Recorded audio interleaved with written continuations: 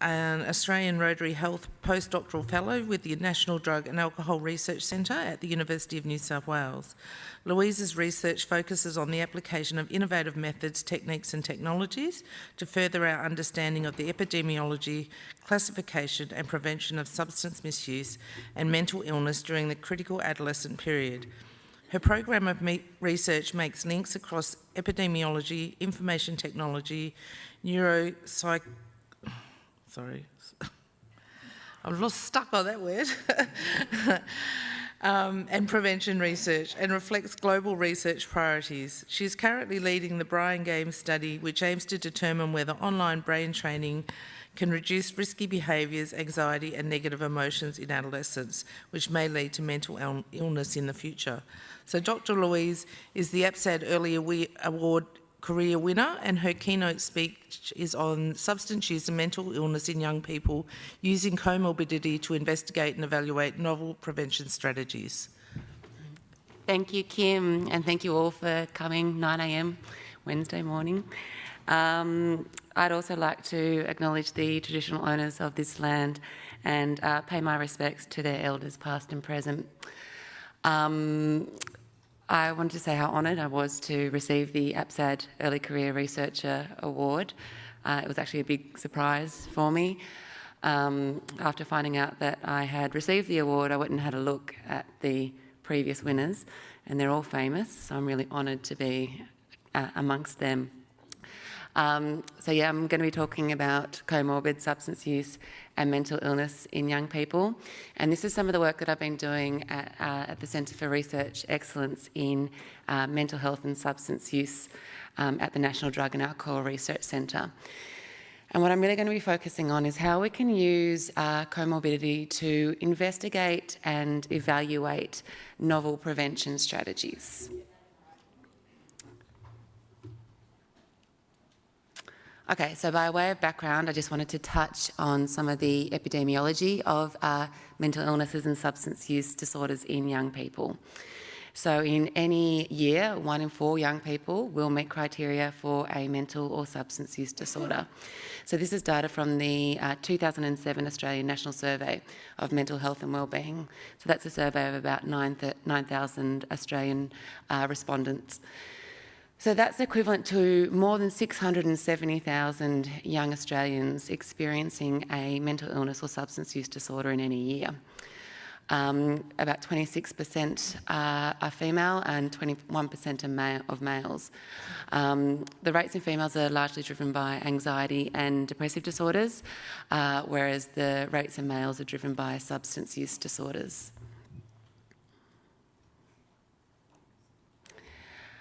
So we know that these rates are highest in that youngest age group, and we tend to see a decline in mental illnesses and substance use disorders across age.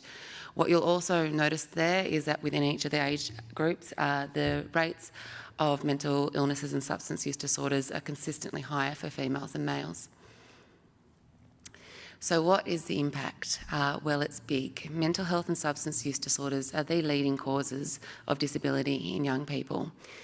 Here we have the results from the 2011 Australian Burden of Disease study, and these results were just released earlier this year. And what we see here is that the top 10 causes of burden of disease are really dominated by mental health and substance use disorders in young people. That's for males and for females. So we know that the mental illnesses and substance use disorders are highly prevalent in young people and that they're disabling. We also know that they're highly comorbid. So again, data from the 2007 national surveys showing that nearly half of all young people who meet criteria for alcohol dependence also meet criteria for an anxiety disorder, and a quarter also meet criteria for an affective disorder. And this is something that we're seeing in general population surveys around the globe, is that comorbidity is really high and much higher than we'd expect by chance. What we're seeing is that comorbidity is the rule rather than the exception.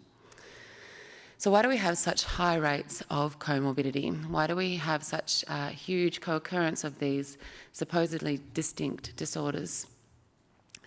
So here I'm going to touch on just a couple of the theories of comorbidity. So one model is a direct causal relationship, and an instance of this is when substance use disorder may result from mental illness. So here the mental illness occurs first and the substance use follows in what's often called a self-medication hypothesis, where a person starts experiencing symptoms of mental illness and then they use substances to medicate those symptoms. You can also see a situation where mental conditions may lead to impaired judgment over substance use, leading to higher quantity and frequency of use, which then leads to a substance use disorder. We also have a situation where mental illness may result from substance use. So here the substance use is first, the mental illness follows in what's often called a substance-induced disorder. So intoxication and withdrawal from a variety of substances leads to symptoms associated with depression, bipolar disorder, anxiety and psychosis. So what we often see here is that upon abstinence these symptoms subside, but in some people these symptoms persist even after quite prolonged periods of abstinence.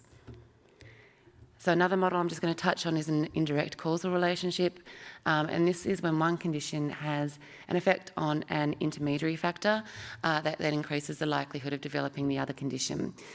So you can see a situation where, say, depression may lead to unemployment, and this in turn leads to substance use.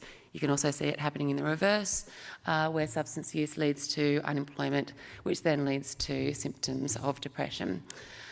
So here it's really the unemployment that's causing that relationship between the mental illness and the substance use. And the final model I'm going to focus on is the common factors model. And this is when shared psychological, biological, social or environmental risk factors cause both the mental illness and the substance use disorder. So this is really the model that I'm going to focus on today. Specifically, I'm going to talk about shared psychological risk factors and shared biological risk factors for mental illnesses and substance use disorders, and how an understanding of these risk factors can be used to inform novel ways of preventing these disorders in young people. So what we have here is a diagram of the structure of mental illnesses. So time and again, factor analytic studies have shown that the correlations between these disorders can be explained by two underlying dimensions. So we have the internalising dimension, which is composed of things like depression and anxiety, and then we have the externalising dimension, which is composed of things like your substance use disorders and antisocial personality disorder. In children and adolescents, what we'll also see here is things like ADHD, conduct disorder, and oppositional defiance disorder also loading onto this externalising dimension. So these dimensions actually came out of the childhood and adolescent literature, where for quite some time childhood psychopathology has been characterised in terms of an internalising and externalising domain. So they've more recently been applied to adults, where this type of structure has been replicated in clinical samples, general population samples, and in countries around the globe. What we're seeing is that these underlying dimensions are stable over time. So someone who's high in externalising at time 1 is also likely to be high in externalising at time 2.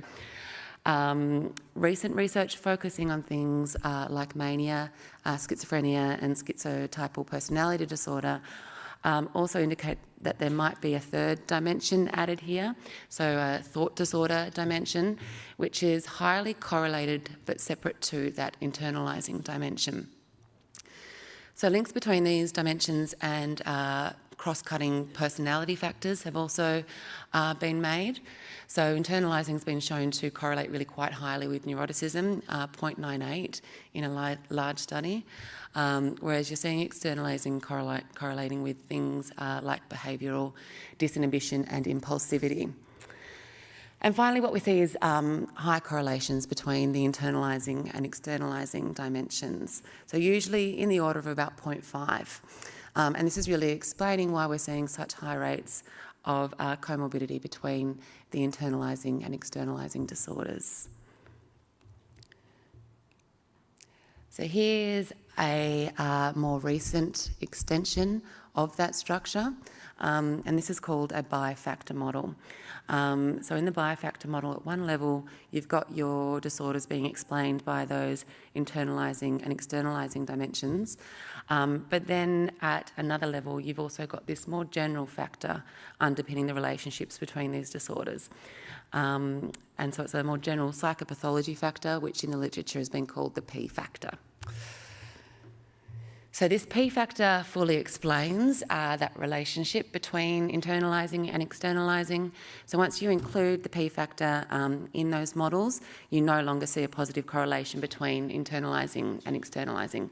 Actually, what you tend to see is a negative correlation between these two dimensions, meaning that once you take into account that general psychopathology, those who are high in internalising are actually more likely to be low in internalising. This general factor has been shown to have high predictive utility, so it's highly predictive of future psychopathology. And higher scores on this P factor have been associated with more life impairment, greater familiarity, worse developmental histories, and more compromised childhood brain function. So a useful way to think about this P factor is by analogy with intelligence, where for quite some time the description of cognitive abilities has been explained by these bi-factor types of models, where at one level you've got your separate cognitive abilities, then at another level you've got your general intelligence factor. So what we've been thinking about recently is ways in which that we can incorporate this structure into our prevention strategies. So how can we design prevention programs that reflect the way that these disorders manifest themselves in nature? So over the past several years, I've been lucky to have been able to work on the Climate School's prevention programs. So working with Professor Marie Thiessen and Associate Professor Nicola Newton, they've developed Climate School's prevention programs for alcohol, psychostimulants and cannabis. And then in collaboration with Professor Gavin Andrews at the Clinical Research Unit for Anxiety and Depression, we've also recently had the Climate School's program for anxiety and depression developed. So these programs are all based on cartoon storylines, they're internet delivered, and they're designed to map onto the Australian high school curriculum. So Marie describes them as illustrated episodes of Home and Away or Neighbours, except they contain serious messages. So what we've done recently is worked on combining these programs into a single program. So we've combined the Climate School's modules for alcohol and cannabis with the Climate School's modules for anxiety and depression into a single program called the Climate School's Combined Program. So we've recruited 6,500 adolescents from across Australia, 71 schools, and we're currently collecting the final wave of data, so wave 7 of data, and that's 18 months after they've received any intervention, 30 months since they did the baseline survey. So we've got 4 arms in this cluster randomised controlled trial. We've got the combined condition, we've got those schools who are just receiving the substance use programs, we've got those schools who are just receiving the mental health program, and then we've got health education as usual. And what we're hoping to see at the end of this 18-month follow-up is that when compared with these other conditions, that climate combined condition is more effective in terms of reducing the use and harmful use of alcohol and cannabis, reducing substance use-related harms, reducing anxiety and depression, and increasing knowledge of alcohol, cannabis, anxiety and depression. So we can look at these types of outcomes using traditional methods, but what we're also interested in doing is having a look at what sort of effects our programs have on that underlying vulnerability underpinning the relationships between these disorders. So what effects our programs have on that general psychopathology factor. So recently, novel ways of investigating the effects of interventions on underlying dimensions have been developed within a clinical trial framework. And we've applied this type of procedure to a transdiagnostic program for anxiety and depression. So what we're able to do here is show, using traditional statistics, that we have reductions in our symptom scales measuring anxiety and depression. But what we were also able to show is that we saw a reduction in that underlying internalising dimension. So we're going to do a similar thing when looking at the climate schools combined data. And I'm just going to go through what you do briefly in a simplified version. Basically, you're working within a factor analytic measurement invariance framework. You establish your P factor at baseline, then you establish your P factor at follow-up. And if you can show that your P factor at baseline looks similar to your P factor at follow-up, in the sense that the strengths of the relationship between the baseline P factor and your baseline indicators are similar to the strengths of the relationships between your follow-up P factor and your follow-up indicators, then you can make meaningful comparisons between the means of your general psychopathology factor at time 1 and time 2. So what you get is a single number, so going back to that previous study, you get a single number, and that can be interpreted exactly the same as an effect size. So what we saw here was an effect size reduction of 1.23 in that internalising construct from time 1 to time 2 with this transdiagnostic program. So we'll do a similar thing with the climate schools combined data. What we can also then do is have a look at important correlates and their effects on those changes in the P factor mean over time. So here we'll be including our treatment conditions and having a look at what effects these different programs have on the change in the P factor means from baseline to follow-up. So this is a really exciting new area of research for me. Using traditional statistics, we're going to be able to show whether or not our programs have reductions on things like alcohol and cannabis use, depression and anxiety. But what we're also going to be able to have a look at is whether our programs have an effect on that underlying vulnerability that really underpins the relationships between these disorders. So that was just a brief overview of some of the work that I've been doing with respect to psychological risk factors that are shared across mental illnesses and substance use disorders, and how we can use these to inform and evaluate prevention strategies.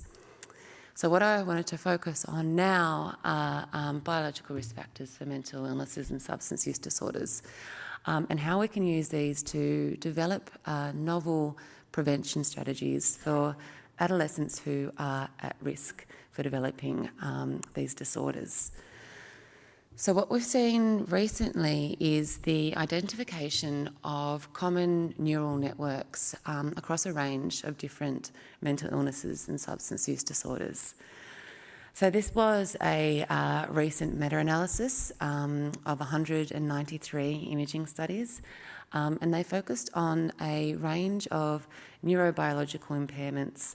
They focused on neurobiological impairments in a range of mental illnesses and substance use disorders. So we see there schizophrenia, bipolar disorder, depression, OCD, other anxiety disorders, and substance use disorders.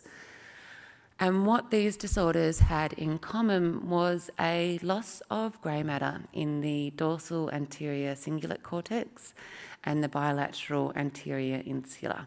So these are areas in the prefrontal cortex, and they're important for things like executive functioning, so our ability to plan, judge and strategise. And the authors of this review suggested that this may go towards why we see deficits in executive functioning across a range of mental illnesses and substance use disorders. So we know that that prefrontal area's been implicated in a range of mental illnesses and substance use disorders. And what we also know is that these disorders emerge during adolescence. So 75% of people who are going to experience a mental illness or substance use disorder experience the onset of that disorder before the age of 24. What we're also seeing is that the adolescent brain is under heavy construction. And one of the last areas to develop is that prefrontal area of the brain, so that area associated with mental illnesses and substance use disorders. And this prefrontal area is developing in your early 20s and later than other areas of the brain. So it's been suggested that because of these imbalances between the development of the prefrontal area and other areas, that exacerbations in these imbalances by biological, environmental and genetic risk factors may contribute to a risk for mental illness. So I'm going to focus on one environmental risk factor here. I'm going to focus on substance use. Okay, so we know that the adolescent brain is primed for substance use involvement and risk-taking behaviours in general. So what we see is that areas of the brain associated with reward and gut reactions, so your amygdala is developing at an earlier age than areas of the brain responsible for planned thinking, so your frontal cortex. So what imaging studies have shown is that adolescents often use the amygdala in situations where adults would use their prefrontal cortex. So they're using this area responsible for reward and gut reactions rather than the areas responsible for more planned thinking. So what we're seeing as a result is increases in the use of substances, as well as risk-taking more generally. So what we've also seen is that adolescent substance use, and particularly heavy use, has implications for brain development, and particularly the development of those areas of the brain that develop later, so your prefrontal cortex. So what we've got is this sort of vicious cycle where you've got delays in the development of your prefrontal cortex, which then has implications for substance use.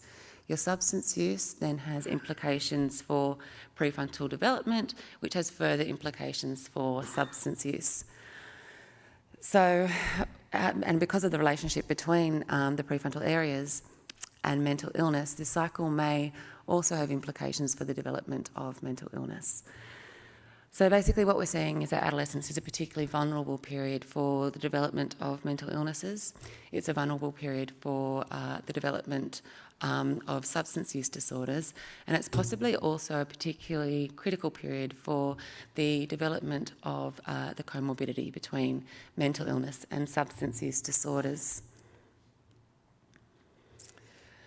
So what I've been working on recently is ways that we can incorporate our growing understanding of the neurobiology of mental illnesses and substance use disorders into preventions for adolescents who are at risk for developing these disorders. So targeted cognitive training using video games or other devices to build those prefrontal areas of the brain and really return them to a more normative developmental trajectory in adolescents who are at risk for developing mental illnesses and substance use disorders is an exciting new area of research. So basically, cognitive training aims to enhance cognition through repetitive training on cognitive tasks. And while enhancing cognition is great, what we also hope to see is that this enhancement in cognition leads to improvements in things like day-to-day functioning and improvements in symptoms associated with mental illnesses and substance use disorders. So we know that cognitive training is looking promising as an intervention. It's looking good for people who are already experiencing symptoms of mental illnesses and substance use disorders. The research base is probably greatest in schizophrenia, where meta-analyses have shown that cognitive training results in moderate effects in terms of improving day-to-day functioning and small effects in terms of improving symptoms related to schizophrenia. Similar findings have also been shown with respect to bipolar disorder, although the evidence base is much smaller there. With ADHD, we've seen improvements in working memory and symptoms related to ADHD following cognitive training. For major depression and anxiety, we've actually got specialised forms of cognitive training. You've got attention bias modification and cognitive bias modification, both of which have been shown to reduce symptoms associated with depression and anxiety. And then finally, with substance use disorders, we've seen that working memory training leads to improvements in delay discounting amongst stimulant users. And we've also seen things like cognitive bias modification and inhibitory control training reducing alcohol use in the short term anyway. So we're seeing that cognitive training looks as though it's an effective intervention strategy for people experiencing a range of different mental illnesses and substance use disorders. But what about as a prevention strategy? Can we effectively step in and rewire those prefrontal areas of the brain in adolescents who are at risk for developing these disorders before these disorders have a chance to become entrenched and cause significant social, occupational and educational harms? So 2 small studies have looked at this, so research in this area is just emerging. So one small pilot study looked at 15 adolescents, all aged 13 years, and experiencing social, emotional and behavioural problems that put them at risk for developing a mental illness or substance use disorder, but they weren't yet experiencing any of these disorders. So 8 of these adolescents were randomised to receive a brain training intervention, and the other 7 were put into a no-contact control group. So those in the training intervention received a fairly intensive regimen of training, 30 to 40 minutes of training 5 days a week over 5 weeks. And at the end of that training period, when compared with that no-contact control group, the training group showed improvements in terms of IQ, inhibition, test anxiety, and teacher-reported behaviour, attention and emotional symptoms.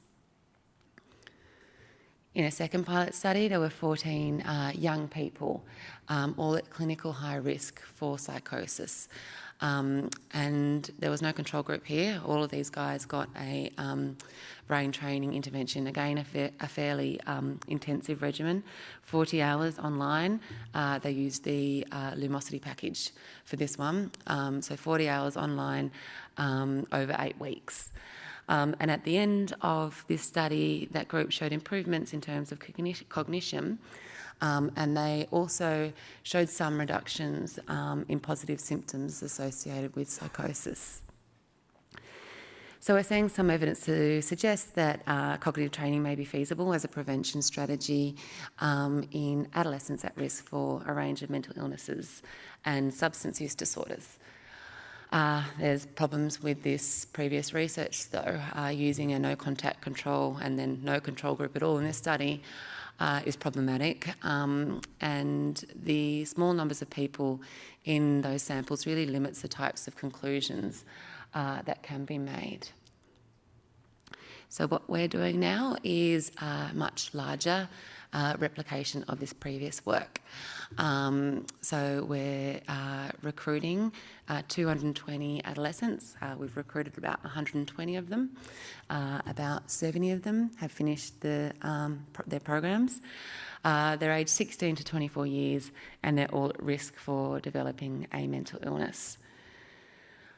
So we also used an online commercial package, the Lumosity training package, to develop our training programs.